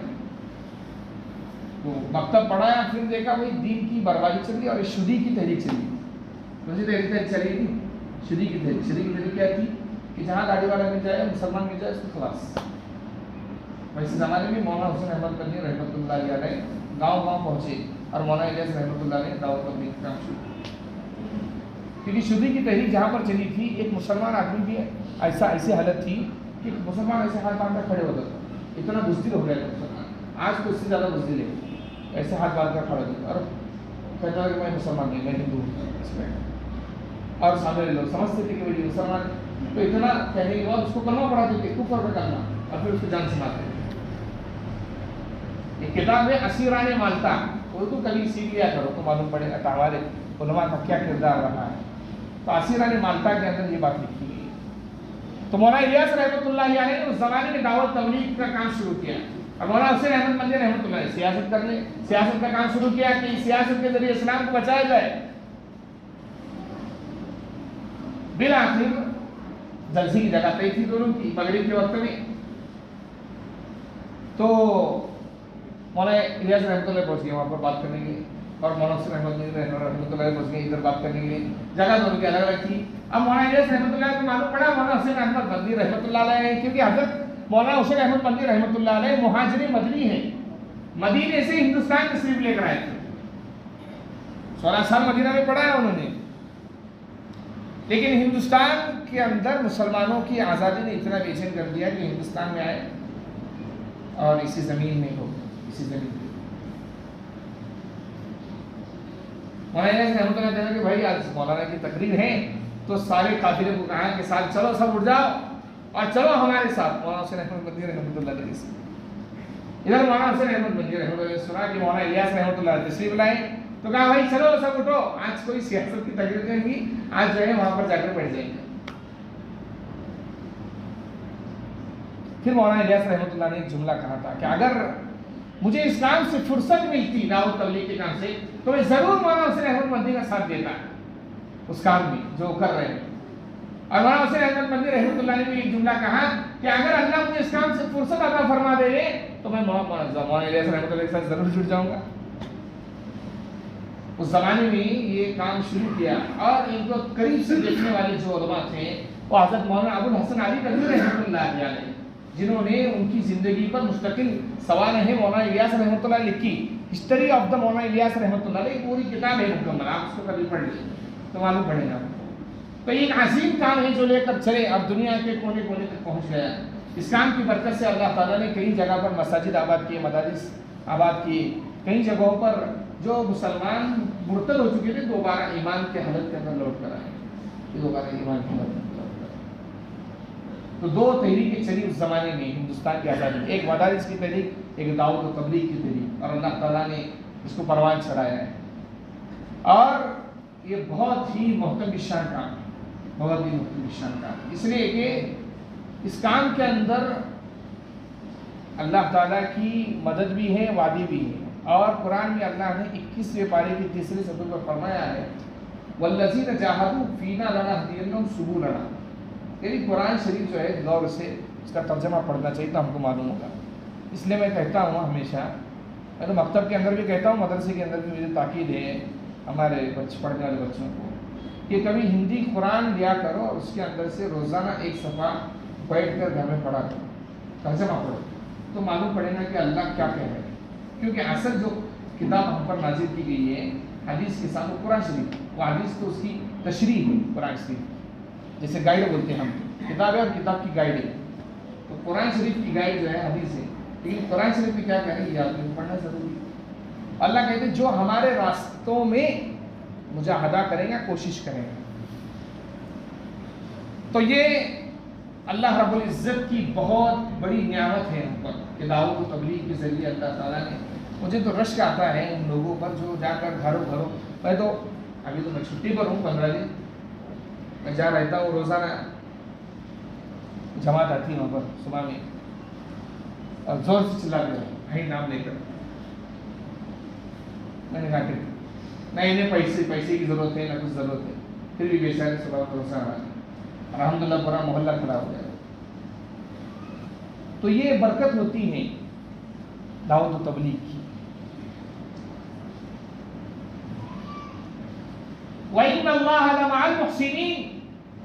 अल्लाह कहते हैं कि जो एहसान मंदी का काम करने वाले हैं हमारी मैयत है उनके साथ, यानी हम खुद उनके साथ हैं। एक तो कहे बादशाह भाई आपको 2000 रुपये चाहिए, हम दे देंगे, चलो कोई बात नहीं, 2 करोड़ चाहिए दे देते। लेकिन एक आदमी को कहा बादशाह ने कहते आप तो हमारे, अब जिसको अल्लाह कहे कि मैं, अरे तुम हमारे हो, तो फिर लेकिन कैसा, इसका मतलब ये है कि आप भी उससे होकर रहो, आप भी अल्लाह ताला के होकर रहो। तो ये बहुत बड़ी नियामत है। अब इसके अंदर अल्लाह ताला ने एक और बड़ी नियामत कर दी पागा वालों पर। क्या नियामत है? खिदमत खल्क। उसके अंदर आप देखिए दावत तबलीग के चैप्टर में एक चैप्टर है 6 चीज़ों में से इकराम मुस्लिम जिसको कहा जाता है, मुसलमानों का इकराम, उसके अंदर एक चीज़ है खाना खिलाना। हज़रत अबू तलहा अंसारी रज़ियल्लाहु ताला अन्हु रात के अंदर घर के अंदर पहुंचे, हुजूर अकरम सल्लल्लाहु अलैहि वसल्लम एक मेहमान सुपुर्द कर दिया, जाओ भाई और इन्हें जाकर जो है खाना खिलाओ। अब घर के अंदर आए तो बीवी ने कहा तो खाना तो नहीं, खाना तो एक आदमी का है। तो कहा एक काम करो, खाने के लिए तो बैठेंगे हम दोनों, खाना डाल देना तुमने और जाते जाते जो है चिराग जो बुझा देना उसको। अब जो है खाना तो रख दिया, अभी बैठ गए और जाते जाते चिराग बुझा दिया। वो मेहमान पेट भर कर खाए, खाना खाए। सुबह के अंदर आ रहे हज़रत अबू तलहा अंसारी रज़ियल्लाहु ताला अन्हु हुजूर अकरम सल्लल्लाहु अलैहि वसल्लम यहाँ पर बैठे, अभी अपना वाक़या सुनाने वाले थे। हुजूर अकरम सल्लल्लाहु अलैहि वसल्लम ने मुस्कुरा कर देखा और कहा कि अबू तलहा, अल्लाह को तुम्हारी मेज़बानी इतनी पसंद आई कि अल्लाह ने उसके कुरान शरीफ के अंदर 28वें पारे के अंदर सूरतुल हश्र के अंदर इसका तज़किरा फरमा दिया। वलौ कान बिहिम खसासा, अगरचे उन्हें खुद जरूरत है उसके बावजूद वो दूसरों की फिक्र करते हैं। तो ये खिदमत खल्क का मौका अल्लाह ताला ने आपका फरमाया है मेहमान नवाजी का। और मेहमान नवाजी किसकी है? एक तो है कि भाई आपके घर में आपका कोई दोस्त आ जाए, ये हो गया आपका मेहमान। एक है कि आपका सगा भाई दूर रहता है, वो आपसे मिलने के लिए आता है। और एक है कि आपके मेहमान माँ बाप जो है आपसे मिले। और एक ये कि अल्लाह कहे कि मैं भेज रहा हूँ, अल्लाह कहे कि मैं भेज रहा हूँ। देखो इस काम के अंदर सारे लोग समझदार मिलेंगे ऐसा नहीं, कुछ बेचारे नए जुड़े हुए रहते हैं, वो भी अब उनको बेचारों को ये भी मालूम नहीं कि क्या क्या करना रहता है। तो कभी ऐसा होता है कि वो उसने कभी पानी का गिलास गिरा दिया, कभी चावल गिरा दिए, लेकिन मेहमान तो क्या होता है, तो बर्दाश्त करता है ना, वो तो समझता है कि ये मेज़बान है मेरा, मेज़बान समझता है ना ये मेहमान है मेरा, आया है मुझसे, इसकी खिदमत करना मुझ पर जरूरी। इसलिए हदीस में आप सल्लल्लाहु अलैहि वसल्लम ने क्या फरमाया, मल्लम युकरिम ज़ैफना फलैसा मिन्ना, जो हमारे मेहमान का इकराम न करे वो हम में से नहीं, जो हमारे मेहमान का इकराम न करे वो हम में से नहीं। अब आपका फर्ज क्या है? चंद बातें कह देता हूँ। पहली बात तो ये है कि आप जब यहाँ से निकलेंगे तो सबसे पहले हुजूर सल्लल्लाहु अलैहि वसल्लम के तरीके के मुताबिक हुजूर की सफ़र की सुन्नत ये है कि सफ़र में जाने से पहले आप सल्लल्लाहु अलैहि वसल्लम मस्जिद में 2 रकात नफल नमाज पढ़कर सफ़र में निकलते थे। सफ़र में आप मुकम्मल इसकी रियायत करें, 2 रकात नफल नमाज पढ़ें। जो अमीर है सफ़र का आपका, उसकी इताअत गुजारी। देखो अमीर की इताअत गुजारी 100% जरूरी, 100% बता देता हूँ क्यों जरूरी है। इसलिए कि ग़ज़वे उहद के अंदर जो सहाबा इकराम की शिकस्त हुई थी और जो सहाबा इकराम मारे गए, उसके अंदर 70 सहाबा इकराम शहीद हुए। हुजूर ने कहा था इस पहाड़ से हिलना नहीं, कुछ भी हो जाए इस पहाड़ से हिलना नहीं। और जब मुसलमान जीतने लगे तो उनके जो अमीर थे हज़रत ज़ुबैर रज़ी अल्लाह तआला अन्हु, तो उन्होंने सारे कुछ सहाबा इकराम कहने लगे कि आप तो हम जीत गए, चलो माल जमा कर रहे हैं, सब जाते हैं मैदान जंग में। तो कहा नहीं, हुजूर ने कहा यहाँ से हिलना नहीं। तो चले गए सहाबा इकराम। अब ये थोड़े बचे पीछे से, हज़रत खालिद बिन वलीद ने हमला कर दिया और शहीद हो गए। जब वहां से हिल गए तो पूरा पासा पलट गया जंग का। क्यों? अमीर की इताअत की मुखालफत में जाने की वजह से। इसलिए जो भी आपके अमीर रहे, जैसे 15 जमातें हैं, 15 जमातों पर एक एक अमीर आपने तय कर दिया है, या सफर के आपके एक वो अमीर या दो, आप मुकम्मल बात सुनिए, मुकम्मल बात सुनिए। उसके अंदर हरगिज़ आपको कोई ये नहीं करना है। आपका माशाल्लाह दिमाग बहुत अच्छा है आपका, सारी अपनी जगह पर, सारी चीज़ें अपनी जगह पर, लेकिन आपको जो कहा जा रहा है उसी को करो। आपको जो कहा जा रहा है वही करो। हुक्म फॉलो करने के सबका भला होता है। इसलिए जब आप यहाँ से निकलेंगे 2 रकात नफल नमाज पढ़े, आप जब इज्तिमा गाह के अंदर पहुँचे तो अल्लाह का शुक्र अदा करें कि अल्लाह ताला ने आपसे अपने मेहमानों की, यानी अल्लाह के मेहमानों की इकराम करने की तौफीक अता फरमाई। देखिए हुजूर अकरम सल्लल्लाहु अलैहि वसल्लम की सहाबा की एक शान थी जो हमारे अंदर नहीं है, अल्लाह हमें अता फरमाए। क्या शान थी? सहाबा इकराम रात में तहज्जुद की नमाज़ पढ़ते थे। हमें से तो माशा अल्लाह हमें नसीब करे तहज्जुद की नमाज़ मिलना मुश्किल हो जाती है। तो क्या होता था, रात में सारा रात आधी रात तहज्जुद नमाज़ पढ़ रहे हैं और फिर अल्लाह से इस्तिग़फ़ार कर रहे हैं, अस्तग़फ़िरुल्लाह रब्बी मिन कुल्लि ज़ंबि व अतूबु इलैह। हज़रत आयशा ने पूछा अल्लाह के नबी से कि ये इस्तिग़फ़ार क्यों कर रहे हैं, इबादत भी कर रहे हैं और इस्तिग़फ़ार भी?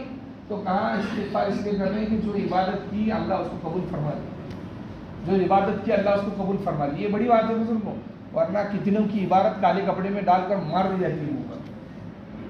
इसलिए उस पर शुक्र अदा करें, अल्लाह का शुक्र अदा करें, हर चीज़ पर अल्लाह का शुक्र, हर चीज़ पर अल्लाह का शुक्र। शुक्र बेहद ज़रूरी है, बेहद ज़रूरी। एक गिलास पानी के मिलने पर भी आपको शुक्रिया अदा करना चाहिए। और आप कभी ज़िंदगी में इसको आजमा कर देखिए, अगर कोई परेशानी हो, खुदा की कसम खाकर कहता हूँ, शुक्र अदा करो अल्लाह का। ऐसे रास्ते खोल देता है वो, इंसान के वहम गुमान में भी नहीं होता है, क्योंकि शुक्र ज़रूरी है। हुजूर अकरम सल्लल्लाहु अलैहि वसल्लम के पास एक फकीर आया मांगने के लिए, अल्लाह के नबी ने 1 दिरहम दिया तो कहने लगा एक ही। तो हुजूर सल्लल्लाहु अलैहि वसल्लम ने कहा साहब लेकर आओ, वो लेकर आओ पैसा लेकर। दूसरा फकीर आया, उसने कहा दे दो अल्लाह के नाम पर, दिया उसको। तो उसने कहा अल्हम्दुलिल्लाह। तो हुजूर ने कहा ये भी दे दो, दूसरा भी दे दो उसको दिरहम, दूसरा अल्हम्दुलिल्लाह, तीसरा भी दिरहम दे दिया उसको। यानी दिरहम यानी चांदी के सिक्के होते थे, 3 सिक्के दिए उसको। क्यों दिए? शुक्र गुजारी पर। तो आप शुक्र अदा करें कि अल्लाह ताला ने हमें नियामत अता फरमाई। अब जब वहाँ पर जाएंगे तो जैसे यहाँ पर ऐलान हो चुका है, सारी जमातों के जो काम है आप वो मुकम्मल इसके साथ करें।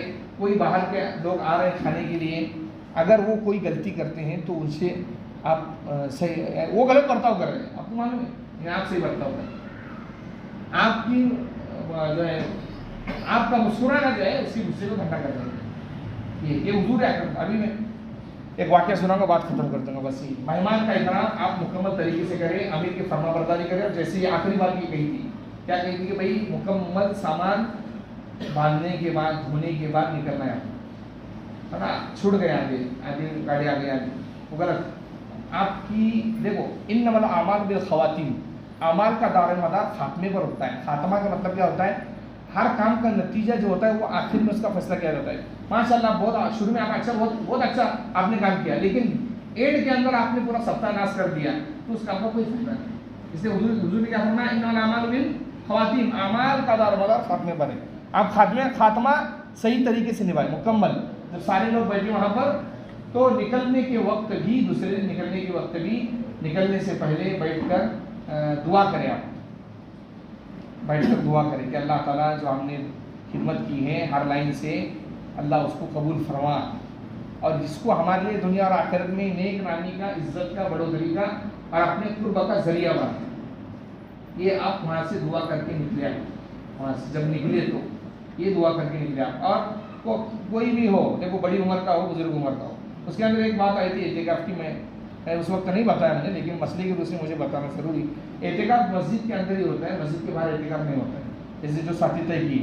तो जो साथी थे कि अल्हम्दुलिल्लाह वो मुकम्मल बैठे रहे उसी जगह के अंदर जिक्र करते हुए, क्योंकि एहतिकाफ के लिए मस्जिद शर्त है, बगैर मस्जिद के एहतिकाफ कहीं पर नहीं होता है। इज्तिमा का जो जारी है वो वक्ती तौर पर मस्जिद का हुक्म नहीं देते, उसको इबादत खाने का हुक्म देते हैं। इसका हुक्म देते इबादत, क्योंकि ये मस्जिद है जो अभी जो मस्जिद बनी, इस पर क़यामत तक कोई आदमी अपना दावा नहीं कर सकता कि मैं इसका मालिक, कोई नहीं कर सकता, क्योंकि ये इसका मालिक खुदा हो गया। कब्रिस्तान उसका मालिक खुदा है, कोई आदमी नहीं बोलता कि मुझे यहीं दफन करना है, हरगिज़ नहीं, क्योंकि उसका मालिक खुदा है। इसलिए वक्फ जो होता है, मस्जिदें होती है वो मुकम्मल नाम पर हो जाती है, तो एहतिकाफ उसी में होता है, तो वहाँ पर जिक्र करने बैठाया उनको मुकम्मल तरीके से। जिक्र की बरकत सुबह के अंदर ही पड़ी गई, इतनी बरकत है, अल्लाह ताला हर शर से अल्लाह हिफाजत फरमाती, तो उसके अंदर आप दुआ भी करते रहे। एक वाक़या सुना था, उसके बाद ख़त्म कर देता हूँ। ये हुजूर अकरम सल्लल्लाहु अलैहि वसल्लम के पास एक यहूदी आदमी आया और उसने कहा कि मैं आपका मेहमान बनना चाहता हूँ। तो हुजूर ने कहा कोई बात नहीं, अब उसका धर्म कौन सा है? दूसरा है। हमारा धर्म कौन सा है? इस्लाम है। उसका है यहूदी। हुजूर ने उसको मेहमान बनाया, रात में खाना खिलाया, उसको खाना पीना खिलाया, उसको अखलाक देखिए, हुजूर सल्लल्लाहु अलैहि वसल्लम ने खाना खिलाया। उसकी तलवार थी, तलवार को वहाँ पर लटका दिया घर के अंदर, और सुबह के अंदर हुजूर अकरम सल्लल्लाहु अलैहि वसल्लम उठकर नमाज के लिए चले गए। अब ये जो यहूदी था, इसने जानबूझकर हुजूर सल्लल्लाहु अलैहि वसल्लम से दुश्मनी की वजह से जिस बिस्तर पर आप सल्लल्लाहु अलैहि वसल्लम ने उसको सुलाया था, उसी बिस्तर पर उसने पाखाना कर दिया, जलन के मारे। क्योंकि यहूदी लोग आज भी जलते हैं मुसलमानों से, और उस वक्त भी जलते थे। तो पाखाना कर दिया, और वैसे पाखाना सब जो है फेंक कर जब हुजूर नमाज चले गए फौरन भाग गया। अब हुजूर अकरम सल्लल्लाहु अलैहि वसल्लम नमाज पढ़ कर आए, और यहूदी जब आधे रास्ते में पहुंचा तो उसे याद आ गया, अरे मैं तो ये भूल गया, मेरी तलवार लाना भूल गया, तलवार तो वहाँ पर पड़ी हुई। अब लेने के लिए जब वापस लौटा और देखा तो हुजूर अकरम सल्लल्लाहु अलैहि वसल्लम अपने हाथों से उसका पाखाना साफ कर रहे। अब आप बोलेंगे नबी की शान में ऐसे, अरे भाई सफाई सुथराई ईमान, कामिल ईमान की अलामत है। इन्नल्लाह युहिब्बुत तव्वाबीन व युहिब्बुल मुतत्तहिरीन। हुजूर अकरम सल्लल्लाहु अलैहि वसल्लम ने अपने घर में झाड़ू मारी है, सफाई की है। आज मर्द लोग इसको अपनी आज़मत के खिलाफ समझते हैं। अगर औरत के दिल में मोहब्बत पैदा करनी है तो कभी घर के काम को बिटा दिया करो अपने हाथों से, तो मालूम हो जाएगा आपको। तो हुजूर अकरम सल्लल्लाहु अलैहि वसल्लम पाखाना से साफ कर, तो उसने देखा, अंदर आ गया, उसने कुछ नहीं कहा, क्यों आया? कहा तलवार खाने दो, और आप साफ कर रहे, कहा आप मेहमान हो हमारे, गंदे गए, कोई बात नहीं। तो उसने कहा मुझे कलमा पढ़ाकर मुसलमान बना, और वो कलमा पढ़कर सहाबी बन गया। वजह क्या है? वजह है कैरेक्टर। हमारी बोल कुछ काम की नहीं, हमारा कैरेक्टर अच्छा होना चाहिए। तो ये जो है बहुत बड़ी दावत और तबलीग की जो है मिशन, और इसका जो है काम है, बहुत बड़ा काम है। अल्लाह ताला ने मौलाना इलियास रहमतुल्लाह अलैह के सदक़े में 165 मुल्कों में, अभी तो दुनिया के हर मुल्क में काम पहुँच गया है, हर मुल्क में काम पहुँच गया है। और उस वक्त जब काम होता था तो मौलाना इलियास रहमतुल्लाह अलैह तबीयत से तो माशाअल्लाह थे, लेकिन तबीयत में नरमी इतनी थी तो बैठते नहीं थे साथी, तो 1 रुपया 1.5 रुपया देकर कहते थे तुम्हारी मजदूरी कितनी? हाँ आने 2 आने, उस वक्त आने चलते थे, 1 पैसा 2 पैसा तो हमारा बचपन में चलता था, उससे पहले आने चलते। तो कहा 1 आना 2 आना, तो कहा यहाँ बैठना है, दिन भर यहीं बैठना है, और कलमा पहला कलमा पढ़ना है, यहाँ बैठना है, पहला कलमा पढ़ना है। तो ये जो काम मिला है हमें, तो ये इसको माहौल बस समझो। कोई भी काम इस्लाम का जब अल्लाह अता फरमाते हैं तो उसकी कदरदानी करने से वो काम बढ़ता है। तो दुआ करें कि अल्लाह ताला इस इज्तिमा को अपने बारगाह में कबूल फरमाए। काम होने के साथ कबूल होना ज़रूरी है अल्लाह के दरबार में। अगर अल्लाह के दरबार में ही हमारा काम कबूल नहीं तो हमारा काम ही कुछ नहीं। हम नमाज तो पढ़ रहे हैं माशाअल्लाह, लेकिन खुदा कह रहा है कि तेरी नमाज ही नहीं तो क्या फ़ायदा है, बताइए। तो इसलिए जो हमसे मेहमानी का हक मुकम्मल अदा करें, हर तरीके से, पानी के बांटने के एतबार से, खाने के बांटने के एतबार से, सामने वाले से कोई उलट बात नहीं करना चाहिए। कोई भी आदमी है इसके अंदर, और कोई बात मतलब किसी के कपड़े गंदे हो जाते हैं, कोई एक आदमी घुस रहा है, कपड़ा टिकट तो है उसके पास, कपड़े गंदे हैं, रिटर्न जाए। कपड़े की मेहमानी नहीं होती। वहाँ शेख सादी रहमतुल्लाह अलैह एक मरतबा दावत दी थी किसी ने उनको, तो खाने के लिए गए तो लोगों ने बाहर गेट आउट भाई निरंजन कहा नहीं आप नहीं आ सकते। तो देखा सारे लोग कपड़े अच्छे पहने, इनके कपड़े सादे थे, दरवेश थे वो, शेख सादी रहमतुल्लाह अलैह। तो दोबारा जब जाने लगे दावत में तो वही अच्छे कपड़े पहन कर गए। तो तब दरबार ने नहीं रोका उनको, कहा एंट्री दी जाओ। जब खाने के लिए बैठे तो खाना नहीं खाया उन्होंने, खाना उठाया ऊपर की जेब में, नीचे की जेब में, कपड़ों को लगाना शुरू कर दिया। तो जिसने दावत दी थी वो आया उनके पास, कहा आप क्या कर रहे हो? तो कहा दावत मुझे थोड़ी थी, कपड़ों को दावत थी। अगर मुझे दावत होती तो पहले मुझे क्यों रोका जाता? तो इसलिए इस रास्ते में बहुत सारे अल्लाह वाली तशरीफ लाती है।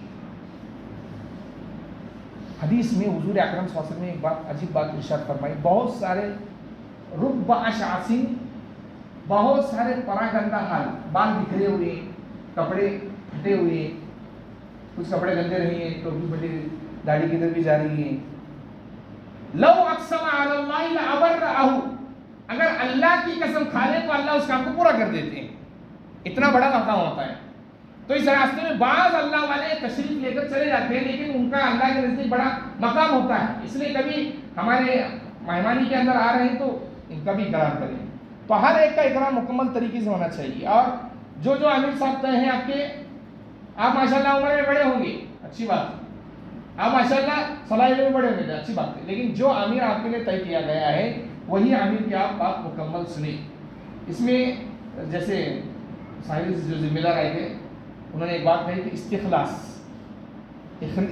इस्तिखलास का मतलब ये होता है किसी भी काम को अल्लाह के लिए खालिस कर देना, किसी भी काम को अल्लाह के लिए खालिस कर देना। अब आदमी जब खालिस कर देता है ना अल्लाह के लिए, तो उसको किसी का बुरा बोला हुआ लगता नहीं, किसी ने बुरा भी बोला तो उसको लगता नहीं, किसी ने अच्छा भी बोला तो उसको फर्क पड़ता, तो वो एक हालत पर रहता है, वो सोचता है कि जो मैं कर रहा हूँ अल्लाह के लिए कर रहा हूँ, किसी की बुरा बोलने से मुझे कुछ होने वाला नहीं, क्योंकि मैं किसके रहा हूँ, अल्लाह के लिए। तो आप जो आदाब बताए गए हैं आप उन आदाब पर अमल करें मुकम्मल, और ख़ास एक नमाज की पाबंदी करिए आप वहाँ पर जितने लोग हैं। जैसे उन्होंने कहा कि भाई वहाँ इबादत खाना बनाएंगे, तो इबादत खाने में जिन लोगों को तय किया है वो मुकम्मल वहाँ पर बैठे रहे, टुकड़ी की शक्ल के अंदर 5 अफराद 10 अफराद जैसे जमात पढ़ता है वैसे जमात मुकम्मल सुन्नतों के साथ पढ़े, सिर्फ फ़र्ज़ नहीं, इसके साथ सुन्नत के साथ। जब आप काम ही कर रहे हो तो मुकम्मल अदायगी के साथ आप काम करें, मुकम्मल हुजूर सल्लल्लाहु अलैहि वसल्लम के तरीके के मुताबिक। आप सल्लल्लाहु अलैहि वसल्लम जब मैदान जंग जाते थे और वक्त होता था तो आप सल्लल्लाहु अलैहि वसल्लम सुन्नतों का भी इहतिमाम फरमाते थे, सुन्नत मुअक्कदा का भी और गैर मुअक्कदा का भी। तो इसका भी मुकम्मल इहतिमाम फरमाएँ। अल्लाह से दुआ है कि अल्लाह ताला हमारी इसका भी कबूल फरमाए, सुन्नत बढ़े।